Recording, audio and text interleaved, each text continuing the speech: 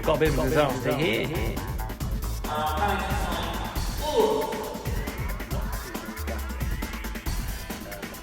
I have numbered up. So I can find 4 of the screws, but I can't find this last one. Will I find that missing screw? No.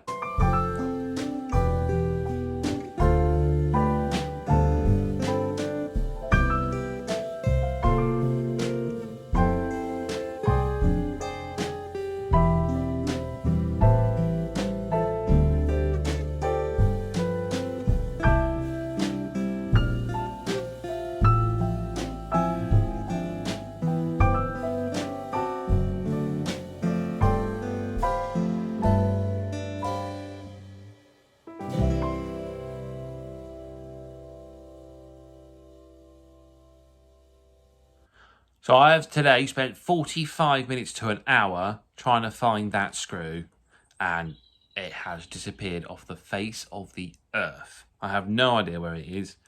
It's one of the smaller screws that came out the side of the foot plate. One of these. Now, I was very daring, and I did bounce that one on the floor just to see how potentially far the screw could go, and it wasn't that far. So I have no idea where it's disappeared to. Fortunately, I have a spare that I found in my spares box. It's a little bit bigger, but it does fit. So I'm going to continue with the build now. So with the screw gone to the carpet gods, I continued by putting the plates around the 3D cab. Here I'm applying the small plate that goes around the water filler cap. Just use a cocktail stick to gently apply and a very, very small amount of super glue. And then continue with the rest of the plates around the cab before doing the cab roof. Okay, so that is the cab etches all applied to the 3D printed cab. It was not an easy job. I know it sounds like an easy job of simply removing the plates from the fret and gluing on. However, it was a nightmare. So I originally started off with Rocket Rapid super glue, which apparently has 5 to 10 seconds of play time, but that really didn't give you a lot of time, and I ended up going for Rocket Hot, and even though it says 1 to 5 seconds, it actually gave me a little more time to move the plates and manipulate them, but there was still not a lot of time. And I would recommend using a epoxy, which will give you about 4 minutes, such as this. Unfortunately, mine had dried up because I hadn't used it in a very long time, so I couldn't use it, so I had to use super glue. Because you just need that little extra few minutes just for play, just to move the plates around, because I ended up taking this one off and putting it back on because it wasn't aligned properly. This one came off about 6 times. I was even at the point where I was really concerned I was going to damage here. And the roof itself, the roof was a bit of a problem because it was, when it cuts off the fret, the detailed side is bowing upwards. And I put a dumbbell weight on it to hold it down and flatten it out, and what I really should have done was bowed it the other way, because once I super glued the roof on, it started to pull up here, and I had to put some super glue underneath here and then weight it with a dumbbell weight overnight just to hold it in place, which by the morning resulted in lots of super glue residue around here that I've had to tidy up, which made it a bit messy, and also I was concerned it's going to ruin the lovely detailing. So no, I don't know if maybe it's just a case that the plates are just a little too small, or if it's because I didn't have enough play time with the super glue getting them aligned, but there were little gaps here and there. So I've gone round with some squadron putty, which is that stuff, and just filled the gaps just between the plates just to tidy it up a bit. You don't want to put too much on. I just use a cocktail stick, very, very small amount, because there's all this lovely rivet detail here and we don't want to remove that. So I've got the finest sandpaper I could get and just very, very gently sanded that putty away, you know, making sure I hadn't taken the rivet detail off. So that is the cab pretty much finished. Another thing to point out is if you are using super glue, just be careful, because obviously, you know, this stuff's really runny. And as I found out, it ran down here, caught on this peg, and unfortunately when I tried to take the body off, the peg snapped off. I don't think it's the end of the world. I think I might even be able to replace that with a bit of brass rod maybe. But the reason I wanted to take the body back off was because I was trying to think about DCC. and if I ever want to convert to DCC, how to do it, because this isn't a DCC ready motor, clearly. And this is a very small body, and there's not many places to hide a decoder. But I did realise with this little bit here, there's actually a nice little recess, and I don't know if the designers did that on purpose, but I reckon you could get a small chip in there and then hardwire it to the chassis. So that's something to consider if you're wanting to do DCC with this loco. And the other thing I want to do, and one of the reasons why I haven't all glued together, is there is no interior cab detailing with this kit. So I'm going to look at some pictures of Dolgoch and just make up some interior, because obviously it's all very exposed in there, just to improve the appearance inside the locomotive. But I'll do that later, and we'll move on to the next part of the instruction, which I believe is the Smokebox door. The setup for the Smokebox door is the use of another etch plate which goes on the Smokebox, followed by the 3D printed door. I found, however, that the lugs on the back of the 3D printed door didn't quite fit through the holes on the etch plate, and so they needed fretting out with a small round file before I could actually get the whole thing to fit together. Once that was in place, I then added the Smokebox door dart. To add the dart, a further hole is required to go right through the die-cast body to allow it to be fitted, as it's got a large spur on the back for the brass fitting itself. Right, that is the Smokebox door done. Instructions now say to add the clack valves and boiler fittings and to adapt the pipes as per the prototype. So obviously I needed some images of an earlier Dolgoch. I haven't got many of them. The earliest I can find is in this lovely little book, Welsh Narrow Gauge in colour, which I think I picked up at the London Festival of Railway Modelling for £1, if I recall. There's a photo of him, Dolgoch there, and I've got some more photos of around the same period in narrow gauge steam. Now I'm not certain, I haven't really done much research into it, but I think Dolgoch may have been rebuilt by that point. So I have looked at older images, but the pipework appears to be in the same position on most photos, so that's what I'm going to go with.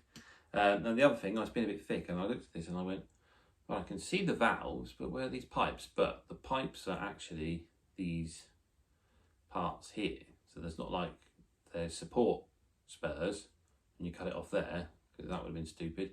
Cut it off there and then attach. So that's the next job, adding them. Got to put the whistle on as well. The whistle was bent on this forming here, but I've managed to straighten that out.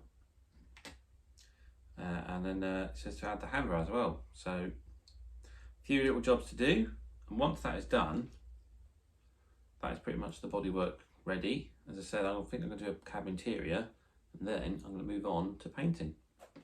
But before that, I decided to remove some of the moulded detail.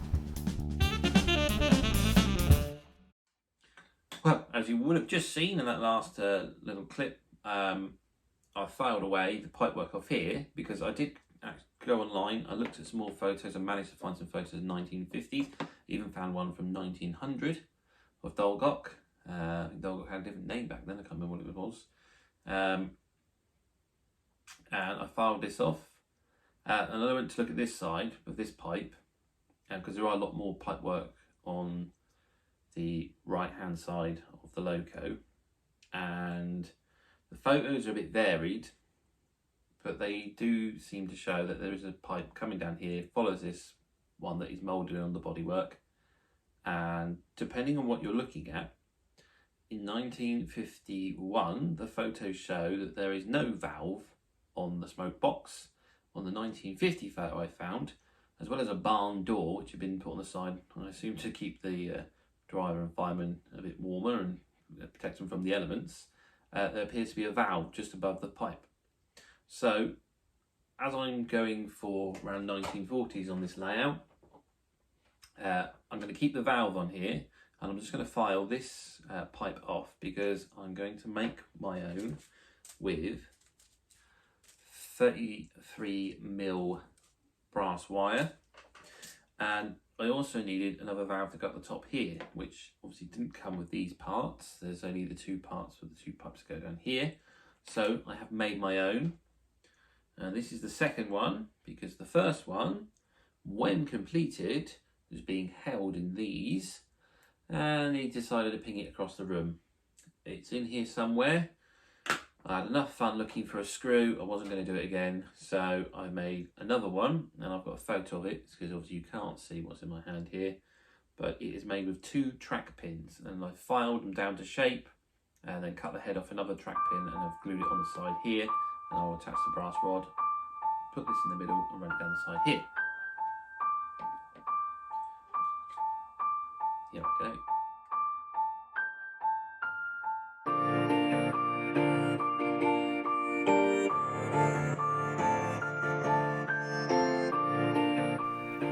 I measured and marked out where each valve was going to go, where the handrail was going to go, and gently drilled into the body.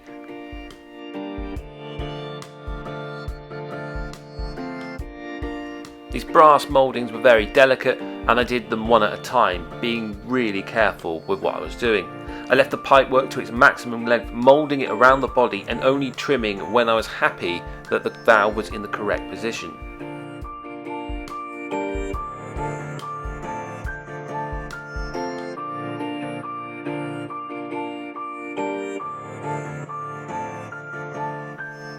The more difficult part was getting my handmade valve and pipework on the model, making sure they lined up properly and correctly flowed around the side of the body.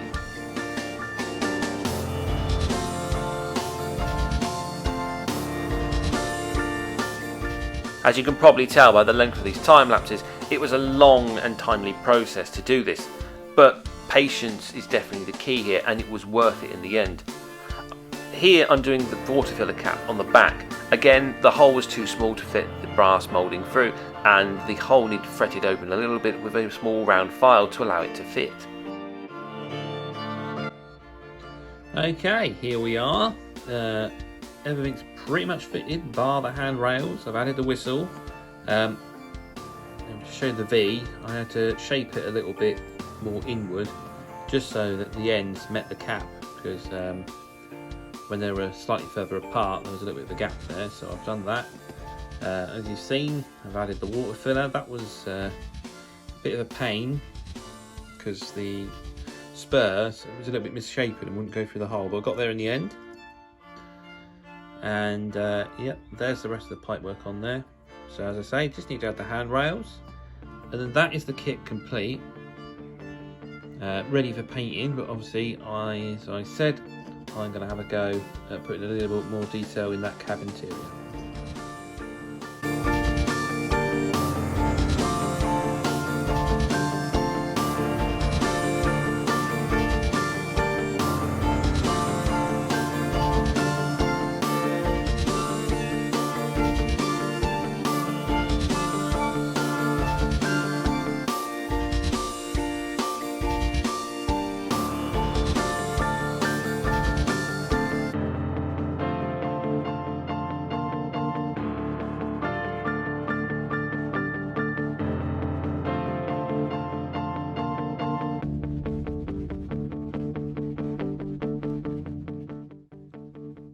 Well, there we are. I finally got that handrail on, and as you saw from the time lapse, that was fiddly as hell. In fact, I stopped recording at the end because it was just too difficult to try and work around the camera and fit these handrails. What I'd recommend if you are going to do this, firstly, the brass rod that came with the kit, I don't know why, but I couldn't get it to fit in the handrail knobs. So in the end, I used a 0.33 millimeter brass rod instead. So it's a bit finer. I would suggest gluing one of the handrail knobs in, threading the other one onto the rod, then threading that rod on there, and then put the other handrail in position. That's probably the easiest way to do this, because the way I was trying to do it was just stupid. But I got there in the end. It was a bit fiddly, but I say that's the interior. Now, what I have noticed, and it didn't come with the kit, there are, depending on what photo you look at, because it depends what age, but there is most definitely a pipe that comes from the cab to this pipe here. So I think I'm going to add that on as well at some point. And then, yeah, it's just a case of just doing the interior. Now this kit does also come with builder plates. There they are. And name plates and a number plate. But as I said, this loco is not going to be Dolgoch, so I will fit the builder plates. However, I've got other plans. And so I moved on to the cab interior. To do this, I took some scraps from my spare parts box, bits of brass rod, plastic strut, anything that I thought that might look like levers or gauges, any part of the interior of the cab. I had a look at some photos online and then just built up a few parts, modelling it on the images I could find.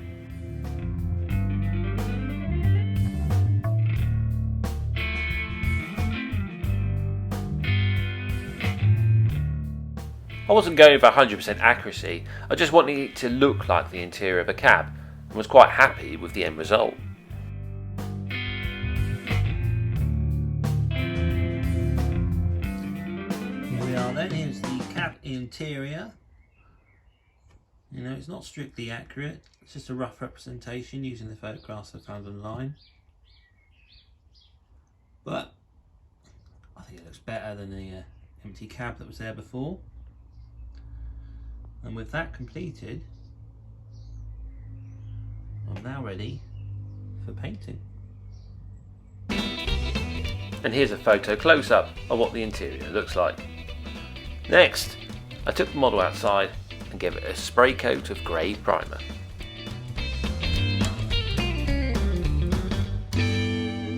Well, here is the loco with the primer now applied. And I think it looks pretty good. But I've just gone back.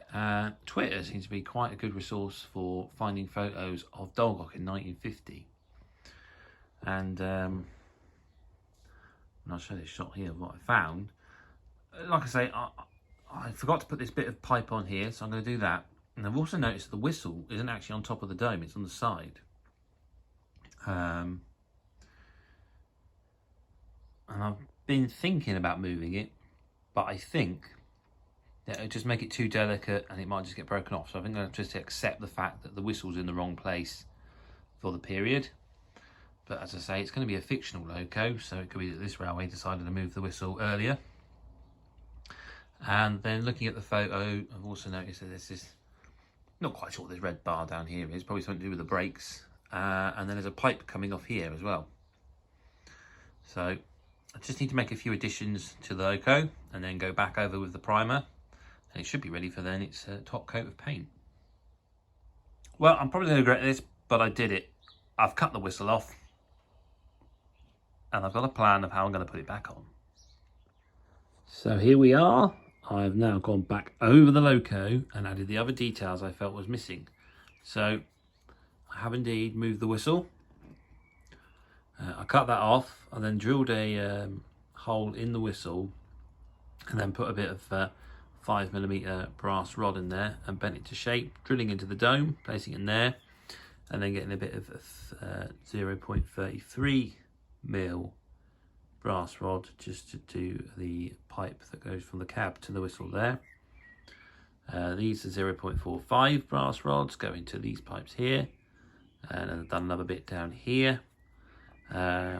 Getting hold of photos of this side of the loco around 1949, 1950, quite difficult, but I eventually found one because I saw someone's model and they had this on the side, and I'd seen a very blurred photo. I wasn't quite sure if there was anything there, but there is a pipe and a stopcock valve there. So I made the stopcock valve by using one of these rails. So this is off the Daypole dockside crane kit. It's all for the handrail, so on the top sits the bars that hold the handrail up. It's really useful because it's just sort of the right shape. So I've cut it out, I drilled a hole in it, threaded the brass rod and I've glued it to the side. Then used a couple of bit more of this rod in from the Daypole kit to make, and I think these are lubricators, I'm not sure. I'm not massively familiar on steam locomotives. However, they were present on the loco in the photos I found of around 1949, 1950, so I've put them on. And then I've remembered to put the builder's plate, Couldn't see where the builder's plate was on the loco around that era. Maybe it was on the back cab, I'm not sure. Anyway, I've decided mine are going to go on the side here. And then I put numbers on. And it's not number 2, it's number 1. This will be loco number 1 for my line. And that's all I'm revealing for now. So yep, I'm going to give it another prime to get the other parts that I've added or amended. And then we're going to move on to top coat.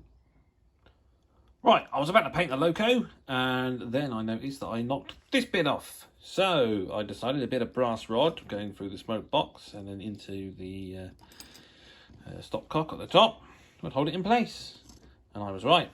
However, you notice that it hasn't been primed. That's because the original is somewhere down there. Yeah, it happened again. I'm just... So I had to make a new one. I'm going to prime it, and I'm going to paint. So that's the build so far. Hopefully you'll join me on part 3 when I'll be doing this. Next time I finish the model by giving it a coat of paint, repairing some damage, and finally giving it a weathering. So hopefully I'll see you next time. If you have enjoyed the video, then please click the like button. If you don't want to miss another episode, then please click the subscribe button and that little bell notification. And hopefully I'll see you next time. Thanks for watching.